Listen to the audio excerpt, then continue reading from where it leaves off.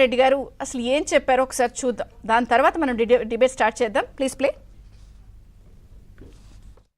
నా కుడి పక్కన రామకృష్ణ నిల్చొని ఉన్నాడు. నాకు మంచి స్నేహితుడు అని చెప్తాను. మీ చల్లని దీవెనలు ఆశీస్సులు కోరుతా ఉన్నాడు. మంచివాడు మంచివాడు మంచివాడు. మీ అందరికీ నేను ఒక మాట చెప్తా ఉన్నా, రామకృష్ణారెడ్డిని గెలిపించండి అఖండమైన మెజారిటీతో. రామకృష్ణారెడ్డిని ఇంకా పై స్థానంలో తీసుకొని పోతాను. తీసుకొని పోవడమే కాదు, వరకపూడి వలస ప్రాజెక్టు కూడా దగ్గరుండి తనతో చేయిస్తాను అని కూడా చెప్తా ఉన్నా. విన్నారు కదా, సౌమ్యుడు, నా స్నేహితుడు, ఆప్తుడు, మంచివాడు మంచివాడు మంచివాడు. మీరు గెలిపిస్తే ఇంకా పై స్థానంలో ఉంచుతా. ఏది ఈ సౌమ్యుడి గురించి ముఖ్యమంత్రి గారు ప్రచార సభల్లో చెప్పినటువంటి స్వయాన ఆడిముత్యాలవి. మరి ఈ సౌమ్యుడు మంచివాడు ఆప్తుడు ముఖ్యమంత్రి గారి స్నేహితుడు ఏం చేశాడు అంటే 202వ బూత్లో వెళ్ళి ఆ పోలింగ్ బూత్లోకి చొరబడి ఈవీఎంని ధ్వంసం చేశారు. పైగా ధ్వంసం చేసి గుర్తు తెలియని వ్యక్తులు చేశారంటూ ఒక కేసు, తనకేం సంబంధం లేదని చెప్పి ఇంకొక వర్షన్. కళ్ళ ముందు కనిపిస్తున్నా ఆయన లోపలికి ఎంటర్ అవుతున్నారు, అక్కడ సిబ్బంది నమస్కారం చెప్తున్నారు, అన్నీ స్పష్టంగా కనిపిస్తున్నా కూడా మరి ఈ సౌమ్యుడు మంచివాడు ముఖ్యమంత్రి గారి ఆప్తుడు ఈవీఎంని పగలగొట్టేశారు, ధ్వంసం చేశారు. సో ఈ సౌమ్యుడు ఈయనొక్కడే కాదు, మొత్తం ఆయన ప్రచార సభల్లో కానీ రాష్ట్ర వ్యాప్తంగా కూడా ఎన్నికల సందర్భంగా అనేక మంది సౌమ్యులను ఆయన పరిచయం చేశారు. అయితే సౌమ్యులు నెంబర్ 1లో ఈయన నెంబర్ 1 పొజిషన్ అనమాట. మిగిలిన సౌమ్యులు కూడా ఉన్నారు, వాళ్ళందరి అంశాలు కూడా మనం మాట్లాడుకుందాం అన్నమాదిగా. మరైతే పోలింగ్ రోజు బయటపడినటువంటి ఈ అంశం ఎంత స్పష్టంగా కనిపిస్తోందంటే ఆయన పగలగొట్టారు, వెళ్ళారు, చేశారు. వెబ్కాస్టింగ్లో కూడా ఆ రోజు స్పష్టంగా రికార్డ్ అయినా కూడా వారం రోజుల తర్వాత ఈ వీడియో బయటకు రావడం, వెలుగు చూడడం చాలా సంచలనంగానే మారింది. మరి ఎందుకు వారం తర్వాత బయటపడింది? ఎవరు కారకులు, ఎవరు బాధ్యులు? మరన్నీ కళ్ళ ముందు కనిపిస్తున్నా కూడా ఎందుకు ఇలా వ్యవహరించారు అన్నది ఒక ప్రశ్న. అయితే కేంద్ర ఎన్నికల కమిషన్ ఈ అంశం ఎప్పుడైతే వీడియో బయటకు వచ్చిందో చాలా సీరియస్గా స్పందించింది.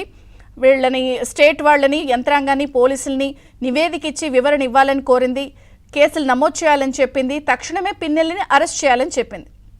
సో ప్రత్యేక బృందాలు రాష్ట్రంలో ఏర్పడ్డాయి. పోలీసు యంత్రాంగం ఒక్కసారిగా ఉలిక్కి పడింది, కదలికి వచ్చింది, పిన్నెల్లిని అరెస్టు చేయడానికి రంగం సిద్ధమైంది. నిన్న రోజంతా హై డ్రామా నడిచింది. ఇదిగో పిన్నెల్లి అక్కడున్నాడు, ఇక్కడికి వెళ్ళిపోతున్నాడు, లేకపోతే దుబాయ్ వెళ్ళిపోయే అవకాశం ఉంది, దుబాయ్ వెళ్ళిపోతున్నాడంట. సో సంగారెడ్డిలో ఒక కారులో సిగ్నల్స్ ద్వారా ట్రాక్ చేస్తే అక్కడ ఫోను, కారు, కాన్వాయ్ను వదిలేసి మరొక కారులోంచి వెళ్ళిపోయారు. ఇలా రోజంతా నిన్న ఇదిగో పిన్నెల్లి అరెస్ట్, అదిగో పిన్నెల్లి అరెస్ట్ అంటూ హై డ్రామా ఒక సినీ ఫక్కీలో నడిచింది. కానీ ఆయన పూర్తి స్థాయిలో పరారైపోయారు, పలాయనం చిత్తగించుకున్నారు.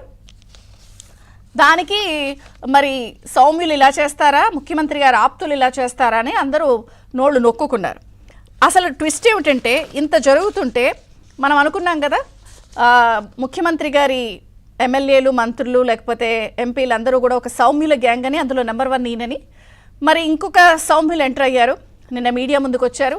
ఆయనే కాసు మహేష్ రెడ్డి, గురజాల ఎమ్మెల్యే. ఆయన వచ్చేసి ఏకంగా పిన్నెల్లి గారికి వత్తాసు పలికారు.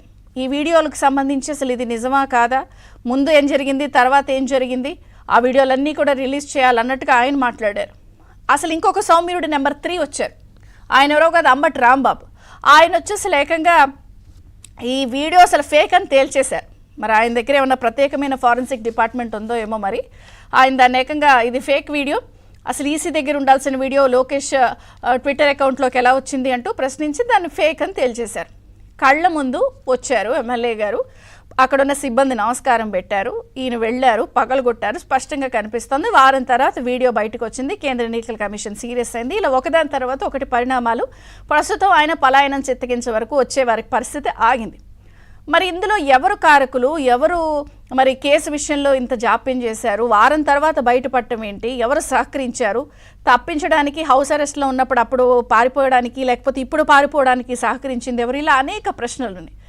అయితే దీంతో రాష్ట్ర ఎన్నికల commissioner Mukesh Kumar Meena press meet పెట్టి అనేక అంశాలపై వస్తున్న సందేహాలపై, మీడియాలో వస్తున్న కథనాలపై ఆయన సమగ్రంగా వివరణ ఇచ్చారు.